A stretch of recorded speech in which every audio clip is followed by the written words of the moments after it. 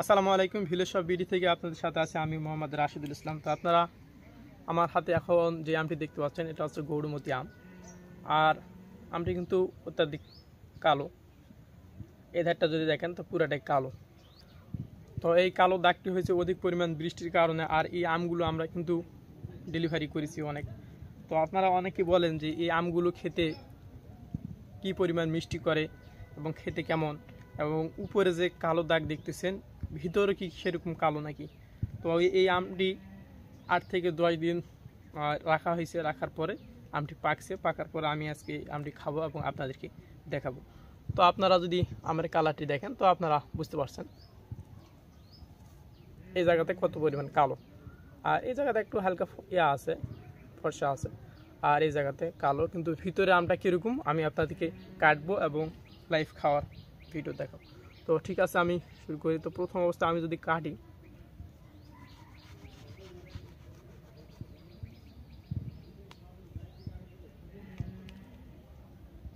তো আপনারা দেখতে পাচ্ছেন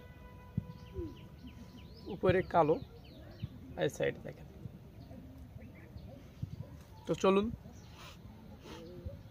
আমার যে একটা ঘ্রাণটা আসলে অত্যাধিক সুন্দর।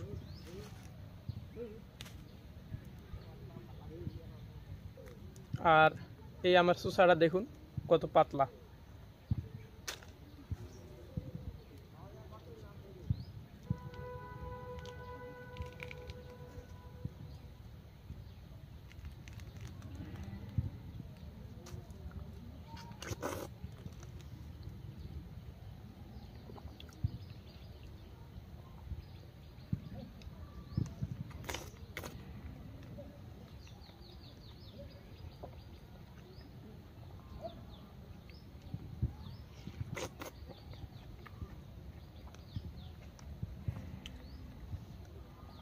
এই অসময়ে যে আমি খাচ্ছি অনেক পরিমাণ মিষ্টি আর সুস্বাদ করছে। আর এই আমটা কিন্তু রসালো আম, আপনারা দেখতে পাচ্ছেন কি পরিমাণ রস পড়তেছে।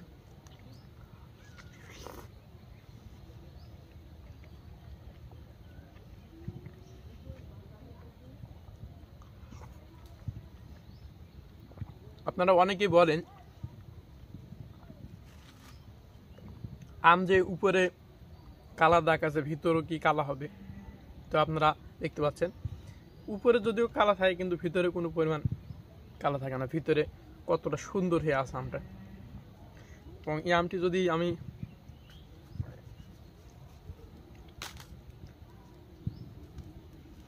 তো আপনারা দেখতে পাচ্ছেন আজকের তারিখটা যদি আমি বলি তো আজকে হচ্ছে সেপ্টেম্বর মাসের 12 তারিখ।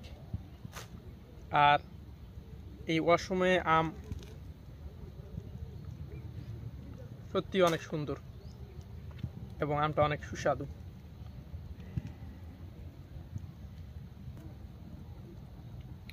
আর এই আমটি অনেক পরিমাণ রসালো এবং মিষ্টি। আর এই আমগুলো আমরা যাদেরকে দিয়েছি আমরা আমের মধ্যে কোনো প্রকার ফরমালিন কেমিক্যাল দেই না। আর এই আমটি রাখার 8 থেকে 10 দিন হবে। তো 10 দিন পরেই আমটি পাকছে। আপনারা এখন যে প্যাকেটটি দেখতে পাচ্ছেন এটা হচ্ছে 12 কেজির একটি গৌড়মতি আমের প্যাকেট। আমরা শুধু আমি দেই 12 কেজি এবং ক্যারেট সহ দেখা যায় আপনার 13 কেজি, 100 গ্রাম, 200 গ্রাম এরকম হয়ে যায়। তো আমরা মাপটা ঠিক রাখি। ক্যারেট পেপার যদি আমরা ধরি তাহলে আপনার 1 কেজি হবে না, সেক্ষেত্রে আমরা 1 কেজি 200, 300 এরকম করে দিয়ে থাকি।